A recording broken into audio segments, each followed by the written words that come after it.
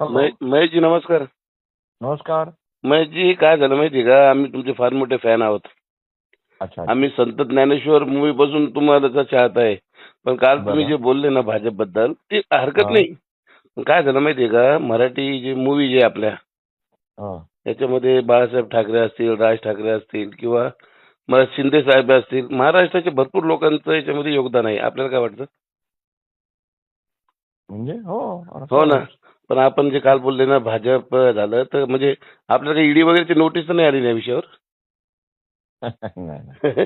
तेच म्हणलं कसं आहे, तुम्ही अहो कलाकाराची जात नसते माहिती का.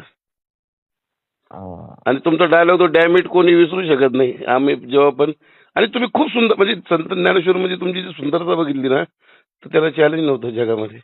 अरे पण माझं मत असू शकते ना. मत असू शकतं पण माझं असं मत असू शकते ना. पण तुम्ही का नसू शकते माझं मत. आणि ज्या माणसाने ज्या मोदींनी इतकं मोठं काम केलं ह्या देशासाठी, इतकी इन्फ्रास्ट्रक्चरची इतकी वर्ष नाही झालं, ते आता होत झालेलं आहे. त्याच्यात काय कोणी त्याची दखल घ्यायची नाही का? पण मराठी मूवी बद्दल काही नाही केलं. ज्या माणसाने सर्वस्व आपलं सर्वस्व देशासाठी वाहिलेलं आहे, जो स्वतःच्यासाठी काही करत नाही, सगळं देशासाठी करतो, त्याचं कौतुक करायला काय झालं? काय ते तर आहे म्हणा तुमची गोष्ट, कारण की आपण भाजप विरोधात नाहीये पक्षाच्या. मग भाजप विरोधात काय? मी भाजप भक्त आहे आणि मी म्हणतो ठामपणे आज.